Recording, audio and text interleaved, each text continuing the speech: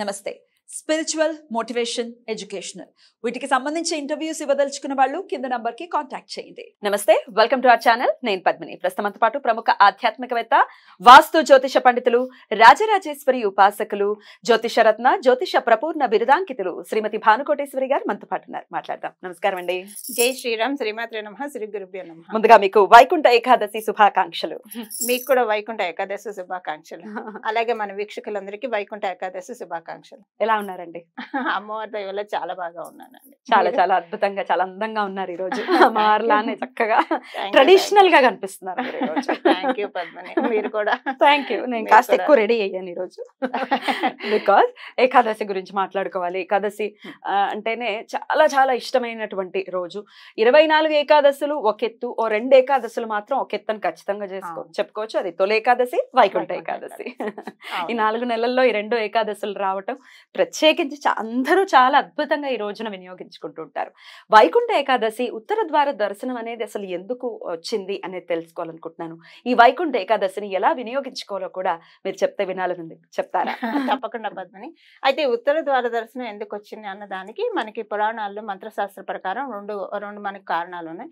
మంత్రశాస్త్ర ప్రకారం ఉన్న కారణం ఏంటంటే, ఉత్తరం వైపు ఎప్పుడైతే మనం స్వామివారిని దర్శించుకోవడానికి వెళ్తామో ఇంకా ఉత్తమ గతులు, ఉత్తమ లోకాలు మళ్ళీ మనకి మత్స్యలోకంలోకి రానికుండా ఈ జనన మరణ చట్రం నుంచి మనల్ని బంధ విముక్తులు చేసేది కాబట్టి ఉత్తర ద్వార దర్శనానికి అంత ప్రాముఖ్యత. వైకుంఠ ఏకాదశి రోజు అందుకే మనం ఉత్తర ద్వార దర్శనం చేస్తాం. అలా దీనికి మనకి ఒక పురాణంలో కథ కూడా ఉంది. పద్మ పురాణంలో ఉంది, విష్ణు పురాణంలో ఉంది, నారద పురాణంలో ఉంది. ఈ పురాణాల్లో ఉన్న కథ ఏంటంటే, మురాసురుడు అనే రాక్షసుడు. ఈయన గురించి అందరికీ తెలుసు. ఆయన ఒకానొక సమయంలో భగవంతుడి గురించి తపస్సు చేసి మరణం లేకుండా వరం కోరుకుంటారు. ఏ రాక్షసుడు కోరికనే సిలేసుకొని కూర్చోవాలని అనుకుంటారు. Not possible. పాతి పెట్టుకొని కూర్చోవాలనుకుంటారు.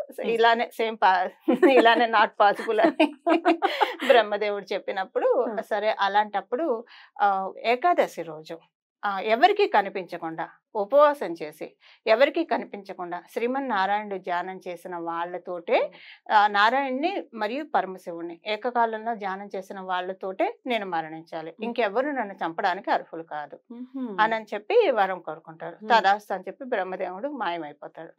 అయితే అంతర్హితులవుతారు అనమాట.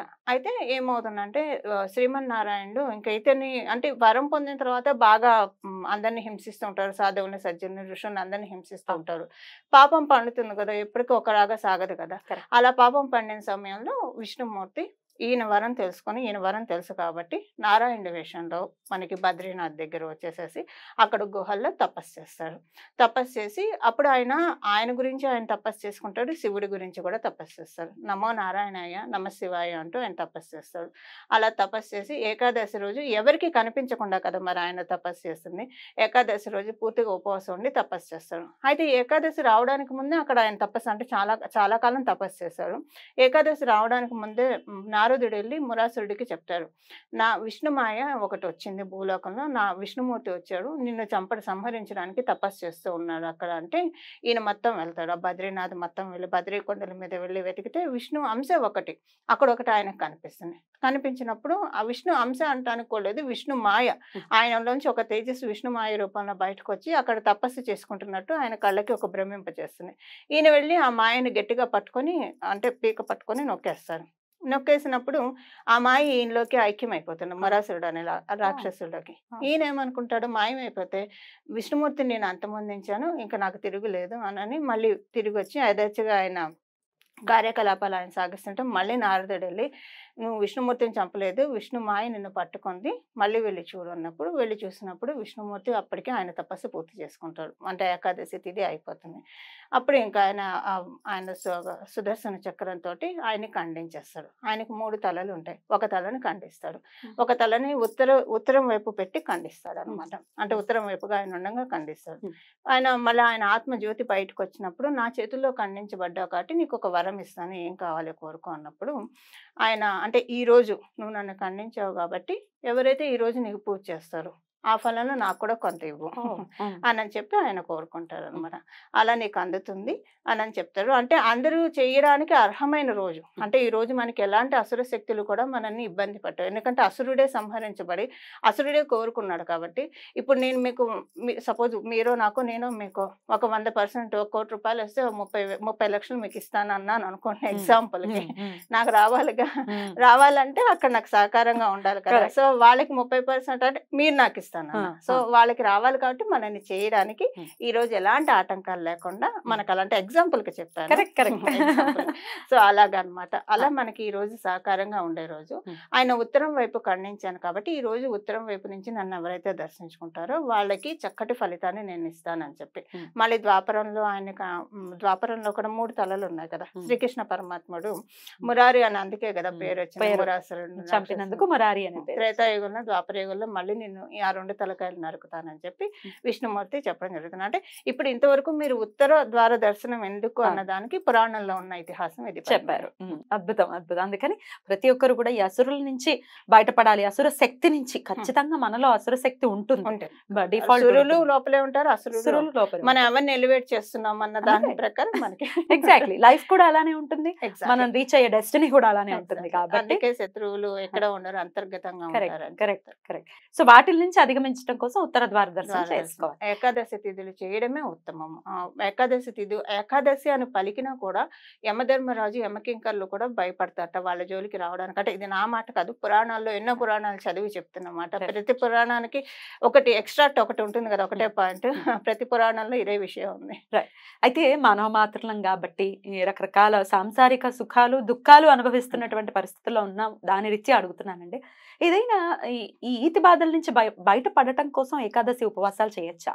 చక్కగా చేయొచ్చండి. అసలు మనకి దీనికి ఇంకొకటి మనకి ఉంది. అసలు ఎందుకు ఏకాదశి ఉపవాసం చేయాలి? ఏకాదశి ఉపవాసం చేయడం వల్ల ఆ రోజు చాలా మంది, ఇప్పుడు మీరు కూడా ఏకాదశి ఉపవాసాలు చేస్తారు కదా, ఆ రోజు మనం చేసే అంటే శ్రీమన్నారాయణుడికి వైకుంఠ ప్రాప్తి మనకి కలుగుతుందని చెప్పి విష్ణు పురాణంలో ఉంది. ఒక జన్మకు కాకపోవచ్చు, 2 జన్మలకు కాకపోవచ్చు, ఏదో ఒక జన్మలో మనకు అక్కడ రిజర్వ్ ఉంటుంది, మనకు ఒక ప్లేస్ రిజర్వ్ ఉంటుంది వైకుంఠంలో. అయితే ఆయనతో ఆ అనుబంధం మనం పెంచుకున్నప్పుడు అది ఆనందాన్ని మనం ఎక్స్పీరియన్స్ చేయడానికి ఇష్టపడతామేమో. కానీ తెలియదు ఏంటి అక్కడికి వెళ్ళడం ఏంటి, మోక్షం పొందడం ఏంటి, ఇది కాదు మనకి. ఇప్పుడు మెటీరియలిస్టిక్ థింగ్స్ ఏమైనా అవుతాయా అని అడిగే వాళ్ళు ఉండొచ్చు. అంతవరకు చేరాలంటే ఎన్ని కోట్ల జన్మలు ఎత్తాలి కదా. నేను మెటీరియలిస్టిక్ థింగ్స్ గురించి అడిగితే దానికి కూడా ఆన్సర్ ఉందా? దానికి కూడా ఆన్సర్ ఉంది. చాలా చక్కటి ప్రశ్న అడిగారు పద్మిని. నెక్స్ట్ నేను అంటే ఫస్ట్ పారమార్థం, తర్వాత లౌకికం. లౌకికంగా చాలా ఉన్నాయి. ఇప్పుడు ఈ రోజు వైకుంఠ ఏకాదశి చేసే దానాలకి చాలా విశేషాలు చెప్పబడి ఉన్నాయి. ఫలాలు, విశేషమైన ఫలాలు. అయితే ఈ ఫలాలు నేను మీకు ఇది ఎక్స్ప్లెయిన్ చేయడానికి ముందుగా నేను ఒక చిన్న ఎగ్జాంపుల్ చెప్తాను, అప్పుడు అందరికి అర్థమవుతుంది. ఇప్పుడు ఉదాహరణకి మనం ఏదైనా ఊరు వెళ్తున్నాం అనుకోండి, ఒక నెల ముందుగానే ఫ్లైట్ టికెట్లు, ట్రైన్ టికెట్లు బుక్ చేసుకుంటాం. అక్కడ ఇప్పుడు ఆన్లైన్ అవైలబుల్ గా ఉంది కాబట్టి అక్కడ హోటల్స్ కానీ ఏవైనా సరే మనం బుక్ చేసేసుకుంటాము. ఇవన్నీ మనం పెట్టుకుంటాం. లేదా ఎవరైనా ఎగ్జామ్స్ రాస్తున్నారు అనుకోండి, పలానా రోజు డేట్ ఉంది కాబట్టి ముందుగానే వాళ్ళు అప్లికేషన్ పెట్టుకోవాలి. అంటే దేనికి ఎగ్జామ్ రాయడానికి వీళ్ళు ఎలిజిబుల్ అవుతారు అప్లికేషన్ ఉంటేనే. సో మనకి రాజయోగం కీర్తి కలగాలంటే వైకుంఠ ఏకాదశి రోజు ఒక చిన్న పని చేయడం వల్ల ముందుగానే దాన్ని మనం రిజర్వ్ చేసుకోవడం, ఖర్చు ఫేస్ పెట్టుకోవడం అనమాట. అదేంటంటే ఈ రోజు కొంచెం బంగారం దానం చేయాలి. పురోహితులకి కానివ్వండి, బ్రాహ్మణులకి కానివ్వండి, గురువులకి కానివ్వండి, లేదా ఏదైనా దేవాలయంలో కానివ్వండి, ఎవరికైనా ఎంతైనా పర్వాలేదు. బంగారం దానం చేయడం వల్ల అఖండ రాజయోగం కీర్తికి మనం రిజర్వేషన్ కి ముందుగానే చేసి పెట్టేసుకుంటున్నాం అనమాట. సో అక్కడ లోభత్వం చూపించకుండా కొంత ఎంతైనా పర్వాలేదు, మన ఓపిక 1 గ్రామ్ అయినా కూడా చేసుకోవచ్చు, 1/2 గ్రామ్ కూడా చేయొచ్చు, 1 గ్రామ్ కూడా చేయొచ్చు. అంటే శక్తిని అనుసరించి పద్మని 1 గ్రామ్ కూడా చేయొచ్చు. చేయడం వల్ల దానికి ఏంటంటే రాజయోగం కీర్తి బాగా కావాలంటే కీర్తి లక్ష్మి వస్తుంది. ఒక్కొక్కసారి కీర్తి లక్ష్మి వస్తుంది, వెంటనే ఆవిడ అక్క కూడా, ఆవిడ సోదరి కూడా వస్తుంది. అలా రాకుండా చక్కటి కీర్తి లక్ష్మి అంటే అపకీర్తి కూడా వెంటనే వచ్చేస్తుంది అంతే కదా. అలా మనం చాలా మంది డే టు డే లైఫ్ లో చూస్తూ ఉంటాం కదా. అలా రాకుండా కీర్తి లక్ష్మి సుస్థిరం అవ్వాలి. సో కీర్తి లక్ష్మి వన్స్ మన లైఫ్ లో సుస్థిరం అయిందంటే మనకి ఎక్కడికి వెళ్ళినా రాజభోగమే కదా పద్మని.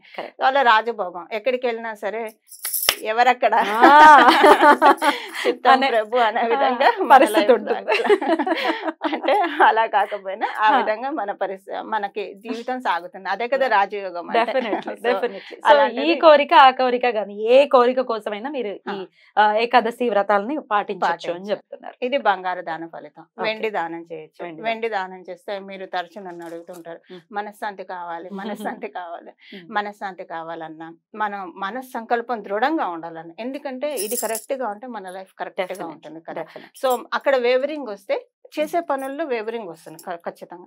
అలా రాకుండా ఉండడానికి రజత దానం, అలా వస్త్రదానం చేస్తే శుక్రబలం బాగా పెరుగుతుంది. శుక్రబలం ఎవరికి వద్దు చెప్పండి. కలియుగంలో మనం హ్యాపీగా ఉన్నామని మనస్ఫూర్తిగా గుండెల మీద మనకు మనం చెయ్యేసి చెప్పాలంటే శుక్రబలం ఖచ్చితంగా ఉంటుంది.